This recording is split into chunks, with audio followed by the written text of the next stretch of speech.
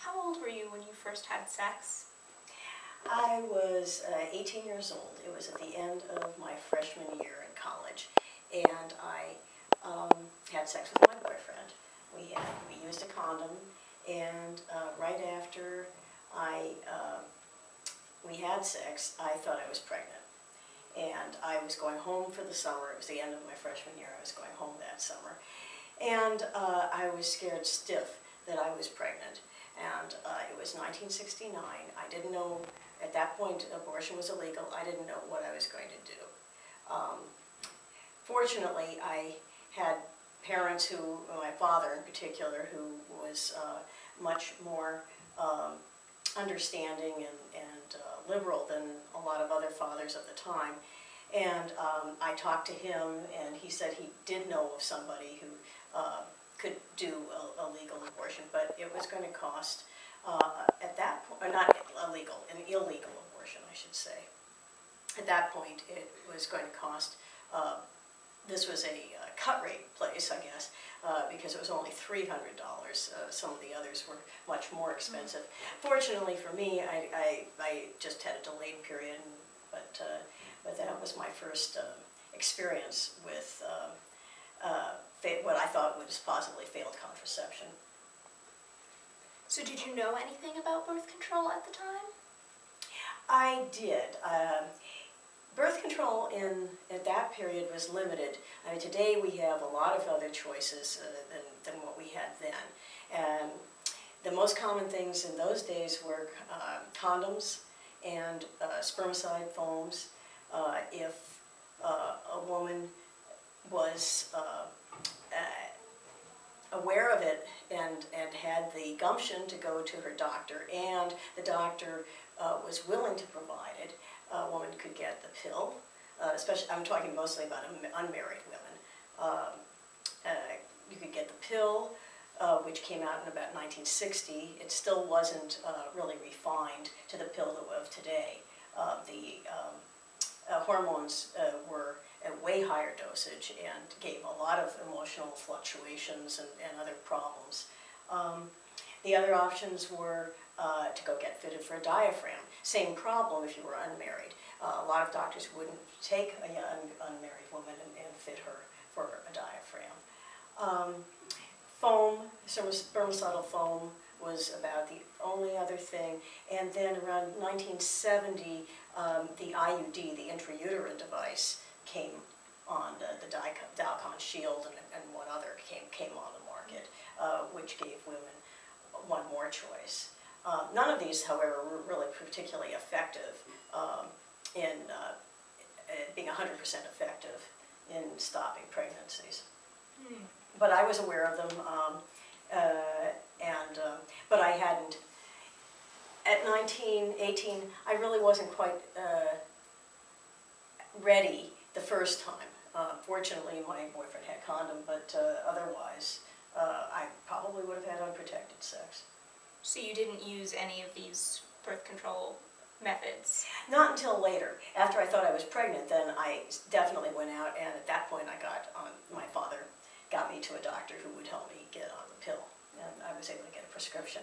But in many cases, it was illegal to prescribe, for example, or to hand out even, disseminate birth control. In 1967, a guy by the name of Bill Baird, who was a birth control advocate, was arrested and jailed in Massachusetts for handing out birth control. Apparently one condom and one spermicide packet to an underage unmarried student.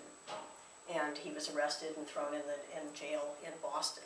And his case actually went to the Supreme Court and was one of the forerunners to the Roe v. Wade case.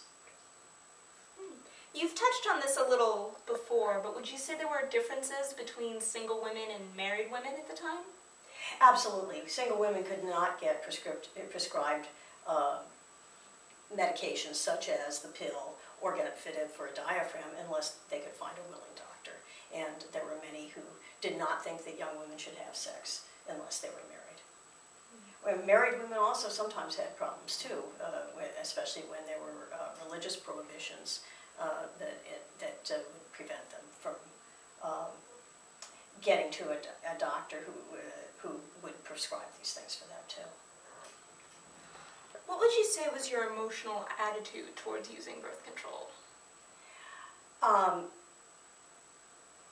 At first, as I said at the beginning, the first time I had sex, I really was not prepared.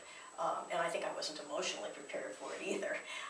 However, I quickly adjusted to that and realized that if this was something that I wanted to do, and I did want to continue to have relations with my boyfriend, that I needed to get some sort of protection and take matters into my own hands. So, and that was why I decided to go on the pill. Later, when the women's movement started, I started to become concerned because I was getting a lot of emotional fluctuations with this high dosage of hormones, and came to the conclusion that it would be better for me to go get fitted for a diaphragm. And fortunately, the doctor on campus did do that, and I'm sure that was probably not looked upon. Let's put it this way: it wasn't widely publicized, but he would do it if you went and saw him. So I got fitted for a diaphragm, and that, of course, was very premeditated. The pill, you could be much more spontaneous, but a diaphragm, you had to know what you were doing, or you had to have it in advance before you went out on a date. So it was a different kind of psychology behind that. Did your birth control ever fail? Well, I talked about that initially, and that was the only time I ever experienced it, but I knew many other people who had that problem. The diaphragm was only effective for, at best, 90%. Condoms have a 5% failure rate, and some of them, if you don't use them properly, the failure rate's even higher. So I knew a lot of people who did end up having problems.